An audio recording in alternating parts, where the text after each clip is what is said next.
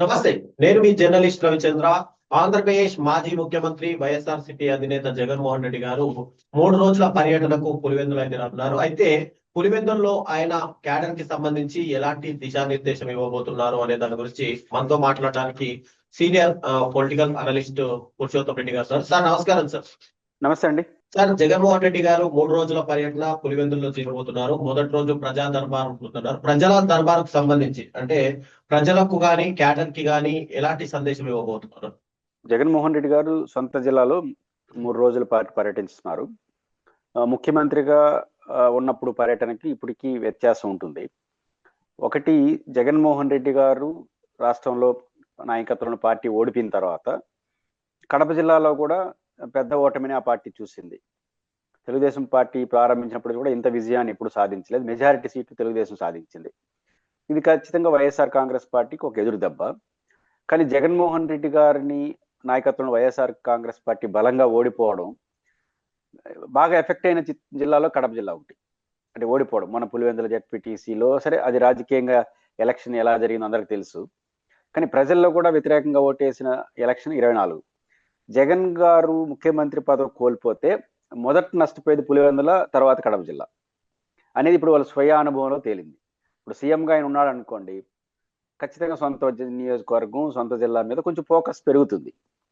ఇప్పుడు ఏమైంది, జగన్మోహన్ రెడ్డి గారు ఓడిపోయిన వెంటనే జరిగిన మొదటి ఎఫెక్ట్ ఏంటి? పులివెందుల మెడికల్ కాలేజీ కాస్త పక్కకు పోయింది. బహుశా జగన్ గారు ముఖ్యమంత్రిగా ఉంటే ఎరకి Pulivendula medical college first year గారు అయిపోయి ఉంటుంది. ఇప్పుడు అది కాలేజీ ఉంటుందా ఉండదా, ప్రైవేట్ వాళ్ళకి ఇచ్చేస్తారా అన్నంత పరిస్థితి వెళ్ళిపోయింది. అక్కడ స్టాప్ కూడా బదిలించారు. అంటే జగన్మోహన్ రెడ్డిని ఓడించిన కారణంగా వచ్చిన మొదటి దెబ్బ పులివెందుల మెడికల్ కాలేజీ పోయింది. రెండోది, సీనీ తోటలు కానీ అరటి తోటలు కానీ పులివెందుల తాలూకా ఈ తాలూకాలో బాగా పండుతాయి, గండికోట రిజర్వాయర్ వాటన్నిటి కారణంగా. కానీ వాటి మార్కెట్ రేటు గతంలో ఎలా ఉంది, ఇప్పుడు ఎట్లుంది? మార్కెట్ రేటు రాష్ట్ర వ్యాప్తంగా ఉన్న సమస్య ఉన్న ప్రతి కొంచెం చొరవ ఎక్కువ జగన్మోహన్ రెడ్డి గారు చూపేవారు. రైతాంగ సమస్యలు ఇవన్నీ ఇప్పుడు జగన్ గుర్తుకొస్తున్నాడు. మనం జగన్ ఓడిపోయిన దాని కారణంగా మొదట మిగతా రాష్ట్రంలో లాభ నష్టాలన్నా పులివెందులు కానీ ఇతరగా నష్టపోయాం. ముఖ్యంగా పులివెందుల నియోజకవర్గంలో ప్రజలు జగన్మోహన్ రెడ్డి గారి ప్రజా దర్బార్కి ఎక్కువ వస్తున్నారు. ముఖ్యమంత్రిగా ఉన్నప్పుడు కానీ ఎక్కువ వస్తున్నారు. రీజన్ ఏంటంటే తమ బాధలు చెప్పుకోవడం కోసం. వాళ్ళకు గమనంలో ఉంటుంది కదా, ముఖ్యమంత్రిగా ఉన్నప్పుడు ఎంత ప్రశాంతంగా ఉండింది మనకు, ఇప్పుడు లేకపోవడం వల్ల ఏం కోల్పోయినామని. కానీ జగన్మోహన్ రెడ్డి గారి పర్యటనలు పెరిగేసరికి జన సాంద్రత పెరుగుతా ఉంది. రెండోది, జగన్మోహన్ రెడ్డి గారు ఈరోజు కడప జిల్లాలో కొన్ని మౌలికమైన అంశాలు ప్రస్తావిస్తారు. ఒకటి, అరటి సంబంధించినటువంటి తీవ్రమైన సమస్యల్లో ఉన్నారు. అదేవిధంగా చీనీకి సంబంధించిన మార్కెట్ రేట్ లేదు. ఉల్లి, కర్నూలు జిల్లా తర్వాత హైయెస్ట్ ఉల్లి పండేది కడప జిల్లా. కానీ ప్రభుత్వం బహుశా చదరపు ఒక 50,000 రూపాయలు ఒక ఎకరాకు కాంపన్సేషన్ రూపంలో ప్రకటించింది. ఒక క్వింటాల్కు అనుకుంటాను 50,000 రూపాయలు మద్దతు ధర. అయితే దానికి కర్నూలు అని మెన్షన్ చేశారు ఆ జియోలో, ప్రభుత్వం ఇచ్చిన ఆదేశాలు. ఇప్పుడు ఆ కర్నూలు తర్వాత హైయెస్ట్ పండేది కడప జిల్లా. మరి కడప జిల్లా వాళ్ళకి 50,000 ఇవ్వదా ప్రభుత్వం గిట్టుబాటు ధర? అదే జగన్ ఉంటే జరుగుండేదా కడప జిల్లాకి? ఇట్లాంటి చర్చలు అనేది జరుగుతాయి. ఏదైనప్పుడు కూడా జగన్మోహన్ రెడ్డి గారి పర్యటన కారణంగా రైతుల్లో ఒక చర్చనీయాంశం చేయడం, అదేవిధంగా చీనీ రైతులు మార్కెటింగ్ సమస్యలు అవన్నీ ఎదుర్కొంటున్నారు. కాబట్టి నిస్సందేహంగా జగన్మోహన్ రెడ్డి గారి పర్యటన కారణంగా రైతుల్లో ఉన్న సమస్యలు పరిష్కారం కావడానికి కొన్ని సందర్భాల్లో మరీ ప్యాథటిక్గా ఉన్న చోట ఆయన ట్రస్టుల ద్వారా కొంత మనీ సహాయం చేస్తున్నాడు. లాస్ట్ టైం చేశాడు. ఈసారి కూడా అట్లాంటి సహాయం పడడం ఇవన్నీ కూడా ఖచ్చితంగా రైతాల్లో భరోసా ఇవ్వడానికి, మీరు అన్నట్టు వైఎస్ఆర్ కాంగ్రెస్ పార్టీ శ్రేణుల్లో కూడా విశ్వాసాన్ని పెంచడానికి ఖచ్చితంగా జగన్మోహన్ రెడ్డి గారి 3 రోజుల పర్యటన దోహదపడుతుంది. అయితే ఇక్కడ ఒక ప్రశ్న సార్. ఎప్పుడైతే పులివెందుల జెడ్పీటీసీ అటు టీడీపీకి సంబంధించి గెలుచుకుందో ఆ తర్వాత కూడా జగన్మోహన్ రెడ్డి గారు ఎక్కడా కూడా అక్కడ లోకల్ నాయకులను పిలిచి మాట్లాడలేదు. అసలు గ్రౌండ్ లెవెల్లో అక్కడ పులివెందుల్లో కూడా వైఎస్ఆర్ సిపి కాస్త వీక్ అవుతున్న పరిస్థితి ఉంది అని ఒక ఆరోపణ వస్తుంది. అంటే ఒకటి, ఆయన మాట్లాడలేదనేది రాంగ్. రెగ్యులర్ గా మాట్లాడుతున్నాడు. కాకపోతే జగన్మోహన్ రెడ్డి గారు తను చేస్తున్న ప్రతి పని ఎస్టాబ్లిష్ చేయడు. ఆయనకున్న పెద్ద బలం బలహీనత అదే. అంటే కార్యకర్తలను పిలిచి మాట్లాడుకోండి చెప్పడు. ఆయన పాటికి ఆయన మాట్లాడేసి వెళ్తుంటాడు. కాబట్టి ఎస్టాబ్లిష్ చేయడు కొన్ని విషయాలు. అది మా అంతర్గత వ్యవహారంగా అంటుంటాడు. అయితే పులివెందుల నియోజకవర్గాల్లో ఉన్న పార్టీ కార్యకర్తలకు కూడా అసంతృప్తి ఉంది. ముఖ్యంగా అధికారంలో ఉన్నప్పుడు బిల్లులు పాస్ కావడంలో కావచ్చు. ఎట్టుండేదంటే పులివెందులు అంటే ఎవరు? రాజశేఖర రెడ్డి గారు ముఖ్యమంత్రిగా ఉన్నప్పుడు Rajasekhara Reddy style of functioning కి బాగా అలవాటు పడ్డారు. అప్పుడు రాజశేఖర రెడ్డి గారు, వివేకానంద రెడ్డి గారు. రాజశేఖర రెడ్డి గారు ముఖ్యమంత్రిగా ఉన్నప్పుడు పరిస్థితి ఏంటి? పులివెందుల్లో ఎవరు పోయినా ఆయన ముఖ్యమంత్రిగా చూడరు, మా ఊరోడుగా చూస్తారు పులివెందులో. అంటే ముఖ్యమంత్రితో డైరెక్ట్ యాక్సెస్, బాగా యాక్సెస్ ఉండేది, అరే తొరే అన్నంత యాక్సెస్ ఉండేది. ఆయన కూడా చాలా ఉండేవాడు. అంటే జగన్ పులివెందుల నియోజకవర్గ రాష్ట్రం అంతా కూడా చాలా మంది రాజశేఖర్ డైరెక్ట్ కలిసేవాళ్ళు. ఎన్ని పరిమితులు ఉన్నా కడప జిల్లా పర్టికులర్ గా పులివెందులకి మధ్యలో బ్యారికేడ్స్ ఉండేవి కావు. పలానా వాళ్ళని అడిగితే పోయి రాష్ట్ర మా ముఖ్యమంత్రిని కలవాలనే పరిస్థితి ఆ రోజు లేదు. కానీ జగన్ వచ్చినప్పుడు ఉల్టా అయిపోయింది. పులివెందులో ఊహించిన పరిస్థితి. పులివెందులో ఎట్లుంటారంటే మా జగన్ కలవడానికి మా రాజశేఖర్ కలవడానికి మధ్యలో మీరెవరు అనే టైప్ వాళ్ళు. అట్లాంటి వాళ్ళకి ఒక్కసారిగా అడ్డుగోలు పడి కూర్చున్నాయి. దాంతో హర్ట్ అయ్యారు వాళ్ళు. రెండోది కింద నుంచి పైకి సమాచారం లేకపోయింది. ఆ రకంగా చాలా మంది బిల్లులు రాకపోవడం, ఇబ్బంది పడ్డారు. జగన్మోహన్ రెడ్డి వ్యవహార శైలి పరిపాలనలో కానీ ఆయన బ్యారికేడ్స్ పెట్టుకోవడం వల్ల పులివెందులో హర్ట్ అయినారు. అంటే ఒక ఒక ఒక ఏమంటారు దాన్ని, రాజశేఖర రెడ్డితో ఒక ఎక్స్పీరియన్స్ ఉంది వాళ్ళకి, ఒక సౌకర్యం. ఇప్పుడు ఒక సౌకర్యం పొందినోడు ఇంకా బెటర్ సౌకర్యం కోరుకుంటాడు. రాజశేఖర రెడ్డి గారితో అంత సౌకర్యంగా ఉన్నోళ్ళు ఆయన కొడుకుతో ఇంకా ఎక్కువ కోరుకుంటారు. అది రివర్సల్ అయిపోయింది. కాబట్టి వాళ్ళు కోపంగా ఉన్నారు. ఆ కోపం కూడా కొంత ఇబ్బంది పడింది వైఎస్ఆర్ కాంగ్రెస్ పార్టీ. వాటన్నిటికి ఫలితాలు ఇప్పుడు చూస్తారు. కడప జెడ్పీటీసీలో ఓడిపోవడానికి ఏదో వాళ్ళ అసంతృప్తి కాదు. కరెక్ట్గా 10 నెలల క్రితం జరిగిన ఎన్నికల్లో అదే జెడ్పీటీసీలో 2/3 ఓట్లు, 3 ఓట్లు పడితే 2 ఓట్లు వైసీపీకి, 1 ఓటు తెలుగుదేశం పడింది 10 నెలల క్రితం. ఇంకా పరిస్థితి పెరగాలి తప్ప తగ్గేదే ఉంటుంది. కానీ ఎన్నికలు ఎట్లా జరిగాయో అందరికీ తెలుసు. కాబట్టి పులివెందుల ఎన్నికలనే పోవడానికి కానీ చాలా మంది కార్యకర్తలు అసంతృప్తి ఉంది. అది ఇప్పుడు వ్యక్తం చేస్తున్నారు. పులివెందుల ప్రజలు ఏం కోరుకుంటున్నారంటే జగన్ గారి నుంచి, మాకు మధ్యలో అడ్డుగోడలు ఉండకూడదు, రాజశేఖర రెడ్డి గారి వాతావరణం మళ్ళీ రావాలి అని కోరుకుంటున్నాడు. అది ఆయన చేయక తప్పదు. అది తప్ప ఇంకో మార్గాన్ని పులివెందుల ప్రజలు కోరుకోరు. కాబట్టి జగన్మోహన్ రెడ్డి గారికి, పులివెందుల ప్రజలకి అడ్డుగోడలు ఉండకూడదు, నేరుగా కలవాలి అనే ధోరణి. దీన్ని జగన్మోహన్ రెడ్డి గారు ఎంత త్వరగా పునరుద్ధరించుకుంటే పులివెందుల, కడప జిల్లాలో వైసీపీ బలోపేతం కావడానికి కానీ, తిరుగులేని శక్తిగా ఉండడానికి అవకాశం ఉంటుంది. ఆయన ఇప్పటికీ చాలా ఫ్రీక్వెన్సీ కలుస్తున్నాడు, కానీ చాలదు. వాళ్ళు కోరుకునేది కలవడం కాదు. మేము జగన్తో మాట్లాడాలంటే ఆ రోజు రాజశేఖర రెడ్డి లాగా నేరుగా కలవాలి. ఆ వాతావరణాన్ని జగన్ గారు సృష్టించడం అనేది అనివార్యమని ప్రతి పర్యటనలో మరి ఎప్పుడు దాన్ని చేస్తారో చూడాలి. రీసెంట్ గా కేటీఆర్, అంటే మాజీ మంత్రి కేటీఆర్ తెలంగాణకు సంబంధించి, ఇక ఆంధ్రప్రదేశ్ మాజీ ముఖ్యమంత్రి జగన్మోహన్ రెడ్డి గారు ఇద్దరు కూడా ఒకే వేదికని పంచుకున్నారు.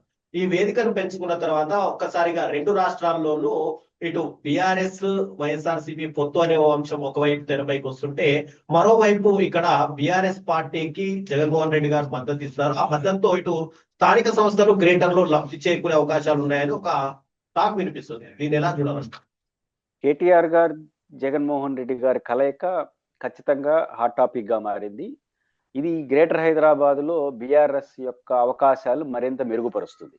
అంటే జగన్మోహన్ రెడ్డి గారు డైరెక్ట్ గా మద్దతు ఇస్తారా, ఇండైరెక్ట్ గా సిగ్నల్స్ ఇస్తారా పక్కన పెడితే, ఖచ్చితంగా జగన్మోహన్ రెడ్డి గారు కాంగ్రెస్ పార్టీతో కలవడు. ఎందుకంటే కాంగ్రెస్ పార్టీతో ఈ రోజుగా ఆయన విభేదిస్తున్నాడు. రెండోది, రాహుల్ గాంధీ గారు దేశంలో ఉన్న అన్ని రాష్ట్రాల గురించి, ఎలక్షన్ గురించి మాట్లాడారు, ఆంధ్రప్రదేశ్ గురించి మాట్లాడాల. దానికి కౌంటర్ గా జగన్మోహన్ రెడ్డి గారు చెప్పారు, హాట్ లైన్ సంబంధాలు ఉన్నాయి రాహుల్ గాంధీకి, చంద్రబాబు గారికి వయా రేవంత్ రెడ్డి గారి ద్వారా డైరెక్ట్ గా విమర్శలు చేసేసాడు ఆయన. రెండు వాళ్ళ చెల్లెల్ని ఆయన పైన ప్రయోగించారు పిసిసి అధ్యక్షురాలకు పెట్టి. కాబట్టి కాంగ్రెస్ తో ఇప్పట్లో ఆయన కలిసే పరిస్థితి. మన ఉపరాష్ట్రపతి ఎన్నికల్లో కూడా బీజేపీ అభ్యర్థికి మద్దతు ఇచ్చాడు. ఇవన్నీ చూసినప్పుడు జగన్ గారు కాంగ్రెస్ తో, ఈరోజు కాంగ్రెస్ కూడా జగన్ గారితో తగాదా పెంచుకునే పద్ధతిలో ఉంది తప్ప తగ్గించుకునే పద్ధతిలో లేరు. సో కాంగ్రెస్ తో ఆయన ఉండడు. రెండోది, రేవంత్ రెడ్డి గారు చంద్రబాబు గారితో ఉన్న గుడ్ రిలేషన్స్ కూడా ఆయన కొంచెం ఇరిటేట్ చేస్తుంది. ఆయన రాజకీయ ప్రత్యర్థి కదా ఆంధ్రప్రదేశ్ చంద్రబాబు గారు, ఇవన్నీ కనిపిస్తాయి. దాంతోపాటు బీఆర్ఎస్ తో మొదటి నుంచి కూడా గుడ్ రిలేషన్స్ జగన్ గారు మెయింటైన్ చేస్తున్నాడు. ఈ కారణాల రీత్యా బీఆర్ఎస్ పట్ల ఉంటాడు. బీఆర్ఎస్ పట్ల ఆయన ఉండాలంటే నేరుగా ప్రచారం చేయాలి, అయితే గుడ్ సిగ్నల్ ఇవ్వాలి. ఆ గుడ్ సిగ్నల్లో ఒకటి ఈ హార్స్ రేస్ దాంట్లో వచ్చి ఇద్దరు పక్క పక్కన కూర్చోవడం అని.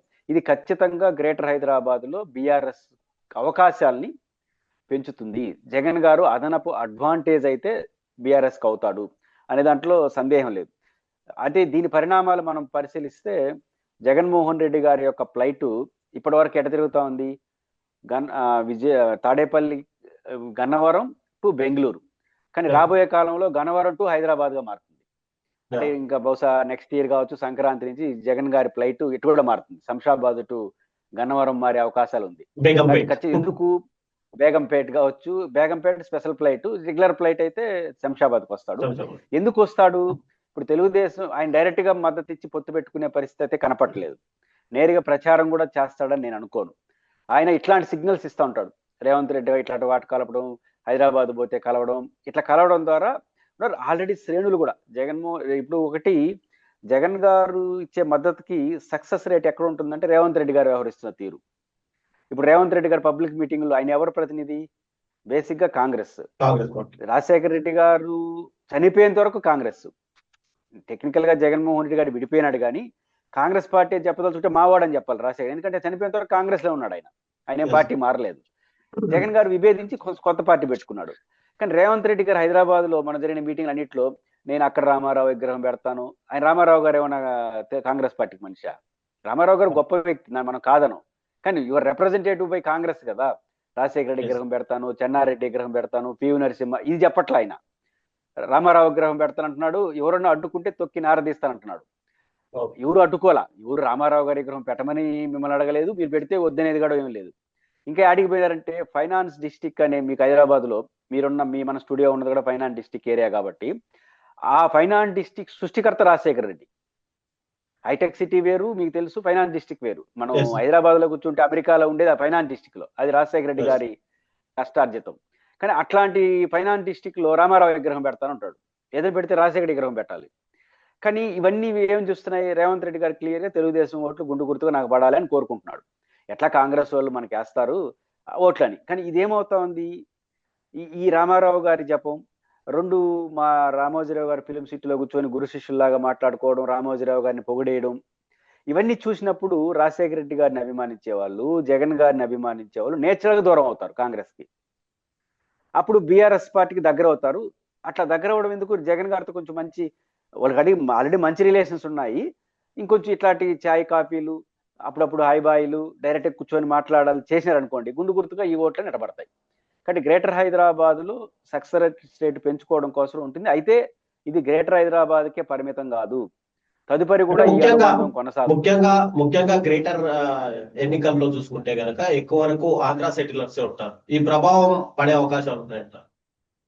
ఖచ్చితంగా గ్రేటర్ హైదరాబాద్ ఎన్నికల్లో బీఆర్ఎస్ కి అడ్వాంటేజ్ ఏంటంటే, మీరు గుర్తుంటే గడిచిన శాసనసభ ఎన్నికల్లో బీఆర్ఎస్ ఓడిపోయింది రాష్ట్రంలో. కానీ దానికి మంచి పర్ఫార్మెన్స్ ఎక్కడ చూపించింది?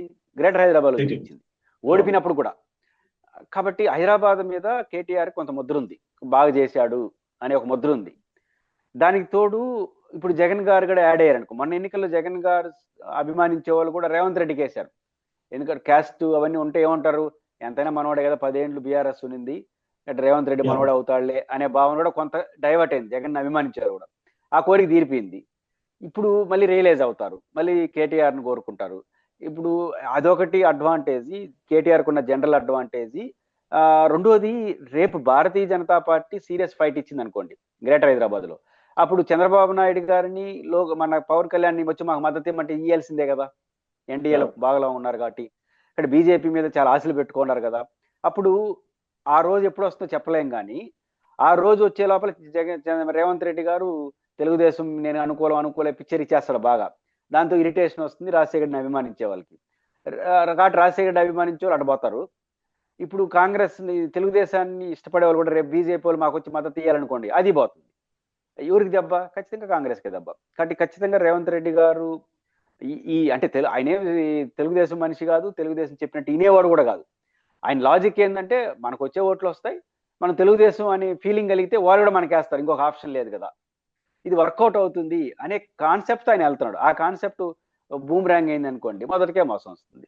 కానీ ఇవన్నీ పరిణామాల రీత్యా కేటీఆర్ గారి జగన్ గారి కలయిక ఆ పార్టీకి మంచిగా జరుగుతుంది. మరిన్ని కలయికలు, మరిన్ని ఇట్లాంటి పిక్చరైజేషన్స్ ఇంకా కొత్త రూపాల్లో జరుగుతూ ఉంటాయి. త్వరలో రానున్న ఆంధ్రప్రదేశ్ లో త్వరలో రానున్న స్థానిక సంస్థల ఎన్నికల్లో వైఎస్ఆర్సీపీ పార్టీ దూరంగా ఉంటుంది అని చెప్పి ఆరోపణలు వస్తున్నాయి. దీంట్లో నిజం ఎంత? ఇది పూర్తి అవాస్తవం. జగన్మోహన్ రెడ్డి గారి క్యారెక్టరు, జగన్మోహన్ రెడ్డి గారి యాటిట్యూడ్ చూసిన వాళ్ళు ఎవరు ఇట్లాంటి నమ్మరు. ఎవరో ఒక రకమైన ప్రచారం చేస్తున్నారు. నేను బలంగా నమ్ముతున్నా, నాకున్న అంచనా ప్రకారం వైసీపీ ఎఫెక్టివ్ గా ఎన్నికలు ఎదుర్కొంటుంది. సక్సెస్ అవుతారా ఫెయిల్ అవుతారా అనేది ప్రభుత్వం అనుసరించే విధానాలు, ప్రజలు ఓట్లేసే దాన్ని బట్టి ఉంటుంది. బట్ జగన్మోహన్ రెడ్డి ఎప్పుడు కూడా యుద్ధం నుంచి వెనక్కిపోడు. సక్సెస్ అవుతామా ఫెయిల్ అవుతాం కానీ ఒకసారి పడి ఇప్పుడు గజీ మహమ్మద్ దండయాత్రలు అంటాం, కొడతానే ఉండడమే గెలిచేంత వరకు. జగన్మోహన్ రెడ్డి గారు అట్లాంటి మనిషి. అంటే జగన్మోహన్ రెడ్డి గారు గెలిచేంత వరకు పోరాడుతూనే ఉంటాడు, ఆయన వెనక్కి తగ్గడు. మీరు గుర్తుంటే ఘోరంగా ఓడిపోయింది 2024 ఎన్నికల్లో వైసీపీ. రెండో రోజు నుంచి ఫస్ట్ రోజు కొంత నిరాసక్తిగా బాధతో మాట్లాడాడు ప్రెస్ ముందు. ఆ రెండో రోజు నుంచి రేపే మేము వస్తాం, మీ సంగతి తెలుస్తాం అంటున్నాడు. అంటే జగన్మోహన్ రెడ్డి గారి బిహేవియర్ అట్టుంటుంది. కానీ జగన్మోహన్ రెడ్డి గారు మీకు గుర్తుంటే ఇప్పుడు రాష్ట్రంలో వైఎస్ఆర్ కాంగ్రెస్ పార్టీ నియోజకవర్గ ఇన్ఛార్జీలు భయపడిపోతున్నారు. రెండు రకాల భయాలు వాళ్ళకి. ఒకటి, ఆయన అప్పుడే రేపు తెల్లారితే ఎలక్షన్స్ వస్తుందా అన్నట్టుగా ప్రిపేర్ అయిపోతున్నాడు. పంచాయతీ ఎన్నికలు కాదు, మెయిన్ ఎలక్షన్ కి ప్రిపేర్ అయిపోతుంది. బూత్ కమిటీలని స్టార్ట్ చేస్తున్నాడు. ఒక్కొక్క గ్రామానికి లేదా ఒక పట్టణంలో ఒక వార్డుకి 7 అనుబంధ సంఘాలు ఖచ్చితంగా ఉండాలట.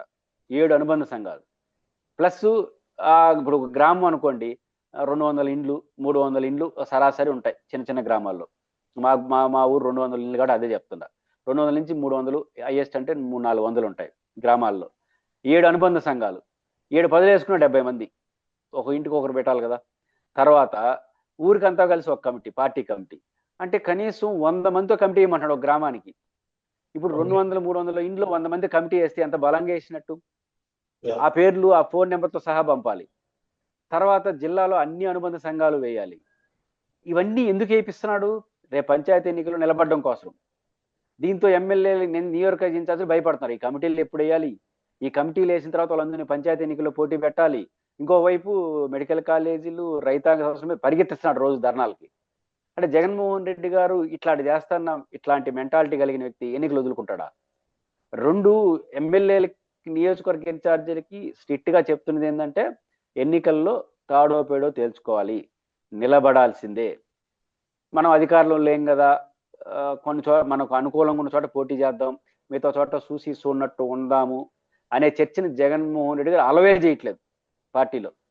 రెండో అంశం, ఎవరైనా దీంట్లో మరి ఇన్ని కమిటీలు వేయాలి, ఇన్ని ధర్నాలు చేయాలి, మళ్ళీ ఎన్నికలు, ఇవన్నీ కొంచెం విసుగు, కొంచెం ఇబ్బందిగా ఉందని జగన్ గారి దగ్గర అంటే, జగన్ గారు అంటున్న మాట ఏంటో తెలుసా? సరే మీరు రెస్ట్ తీసుకోండి, ఏరే వాళ్ళని పెడతాను అంటున్నాడు. అంటే ఈ టాస్క్స్ ని చేయలేని వాళ్ళకి ఏరే వాళ్ళని పెట్టుకుంటాను అంటున్నాడు. అంటే ఆయన యాటిట్యూడ్ అలా ఉంది. ఇట్లాంటి వ్యక్తి ఎన్నికలు వదిలేస్తాడా? ఖచ్చితంగా యుద్ధ రంగంలో జగన్మోహన్ రెడ్డి పోరాడుతానే ఉంటాడు. పోరాటం ద్వారానే సక్సెస్ రేటు ఆశించే వ్యక్తి కాబట్టి ఆయన నిద్రపోడు. చంద్రబాబు గారికి ఆ పేరుంది, చంద్రబాబు నిద్రపోడు, ఇవన్నీ నిద్రపోనిడని. అది గతం. కానీ ఇప్పుడు జగన్మోహన్ రెడ్డి గారు నిద్రపోతాడో లేదో తెలియదు కానీ పార్టీని మాత్రం, పార్టీ నాయకత్వాన్ని మాత్రం నిద్రపోనీడు. ఆయన పార్టీ కమిటీలు, ప్రజా పోరాటాలు, ఎలక్షన్స్ ఉంటాయి. కాబట్టి 100% వైఎస్ఆర్ కాంగ్రెస్ పార్టీ ఎలక్షన్ బ్యాటిల్లో ఉంటుంది. సక్సెస్ ఫెయిల్ అవుతుంది అనేది ప్రభుత్వాన్ని అనుసరించే విధానం, ఎన్నికలు జరిగే తీరు, ప్రజలేసే ఓట్లు బట్టి ఆధారపడి ఉంటుంది. Thank you very much. ఇక ఆంధ్రప్రదేశ్ లో కూటమి సర్కార్ అధికారంలోకి వచ్చాక గతంలో ఉర్సా కంపెనీకి సంబంధించి మంత్రివర్గం ఆమోదం తెలుపుతూ 99 పైసలకి ఎకరా భూములు కట్టబెట్టారు. అయితే రీసెంట్ గా మరికొన్ని సంస్థలకు కూడా ఎకరా 99 పైసలకి కట్టబెడుతున్నారు. అంటే ఇది 15,000 ఉద్యోగాలు వస్తాయి, దాదాపుగా లక్షల ఉద్యోగాలు వస్తాయి అని చెప్తున్నారు. దీనివల్ల రాబోయే రోజుల్లో ప్రభుత్వానికి నష్టం చేకూరే అవకాశాలు ఉన్నాయా? 99 ఎకరాకు, అంటే 99 పైసలకి ఎకరా కట్టబెట్టడం నిజంగా అవసరం అంటారు? 99 పైసలు అంటే దాదాపు ఫ్రీగా ఇచ్చినట్టు లెక్క. ఏదో 99 పైసలు టెక్నికల్ గా మాట్లాడారు కానీ ₹1 కూడా కాదు కదా. ₹1 అదేం పెద్ద అమౌంట్ కాదు. బేసిక్ గా తెలుగుదేశం ప్రభుత్వం అయినా ఏ ప్రభుత్వం అయినా గుర్తించుకోవాల్సింది, పారిశ్రామికవేత్తల ప్రోత్సాహం, పెట్టుబడుల ప్రోత్సాహం కోసం ల్యాండ్స్ కేటాయించడం తప్పు కాదు. అయితే ల్యాండ్స్ కేటాయింపుకి ప్రామాణికం ఏమిటంటే, మనం కేటాయించే కంపెనీ పునరుత్పాదకతను పెంచాలి, మరిన్ని ఇన్స్టిట్యూషన్స్ రావడానికి మూలంగా మారాలి.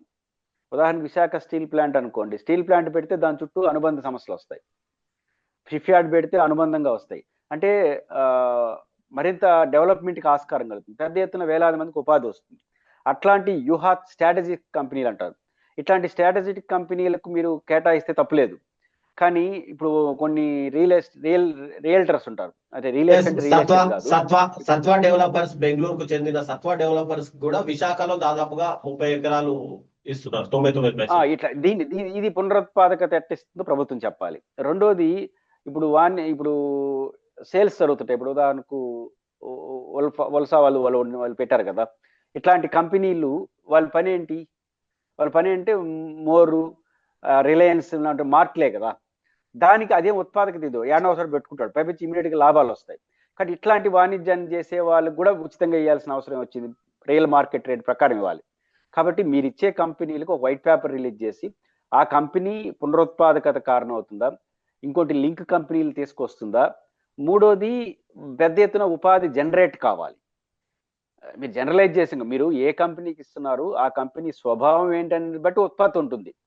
ఇప్పుడు వాళ్ళు 15,000 ఉద్యోగాలు ఇస్తారన్నారు కాబట్టి నేను ఇచ్చాను అంటే కుదరదు. ఆ కంపెనీ నేచరు, ఆ కంపెనీ గతం, ఆ కంపెనీ గతంలో ఇప్పుడు కూడా ఎక్కడెక్కడ చోట పెట్టుంటారు కదా, వాటి యొక్క నేచర్ ఆఫ్ వర్క్ అవన్నీ చూసుకొని మనం డిసైడ్ చేయాలి. కాబట్టి పునరుత్పాదకత, పెద్ద ఎత్తున ఎకనామిక్ జనరేట్, ఎంప్లాయ్మెంట్ జనరేట్ అయ్యేటి వాటికి కేటాయించాలి. రెండోది కంపెనీ యొక్క ఫైనాన్షియల్ సిచ్యువేషన్ కూడా చూడాలి. ఇప్పుడు వరకు టీసీఎస్ లాంటి కంపెనీలు ఏం ఉచితంగా చూడరు, వాళ్ళు మార్కెట్ రేట్ కొనగలరు. ఇక్కడ చూడాలి, మనకు ఫెసిలిటీ స్టేటర్గా ఉండాలి, అట్ ద సేమ్ టైం ఆ కంపెనీ యొక్క స్ట్రెంత్. మన ప్రకృతి వనరులన్నీ ఇప్పుడు ఇచ్చేసాం అనుకోండి, రేపు ప్రభుత్వ అవసరాలు ఎట్టుంటాయి అంటే వీటిని కూడా ప్రభుత్వం పరిగణలో తీసుకొని ఒక హేతుబద్ధంగా చేయాలి. హేతుబద్ధంగా చేయకపోతే ఏమవుతుందంటే దీని వెనకాల ఏమన్నా వ్యవహారాలు ఉన్నాయా అనే అనుమానానికి దారితీస్తుంది. అక్కడ ప్రభుత్వం తాను ఇచ్చేటువంటి కంపెనీల యొక్క నేచర్ ఆఫ్ వర్క్, దాని బెనిఫిషియర్స్, దాని విస్తృత ప్రయోజనాలు సమాజానికి ఉపయోగపడతాయి అనుకుంటే ఓకే, అది ఏంటి. కానీ మీరు కొన్ని కంపెనీల పేర్లు, వాటి నేచర్ ఆఫ్ వర్క్ చూస్తా ఉంటే నిజంగా అది ఉందా అని అనుమానం కలుగుతుంది. కాబట్టి ఈ రెండింటిని ప్రభుత్వం చాలా తేవాలి. అలా చేసి ప్రజల్ని కన్విన్స్ అయిపోతే అది రిజల్ట్స్ ఎప్పుడు వస్తుందో తెలియదు, కానీ ప్రచారం మాత్రం ఏం జరుగుతుంది, ఏదో మతలబులు ఉన్నాయి, తక్కువ ధరకి ఇచ్చేసి ఏదైనా ఆర్థిక ప్రయోజనాలు పొందుతున్న విమర్శలు ప్రభుత్వం అనవసరంగా తెచ్చుకుంది అవుతుంది. బట్ ప్రభుత్వం ఆలోచించాలి.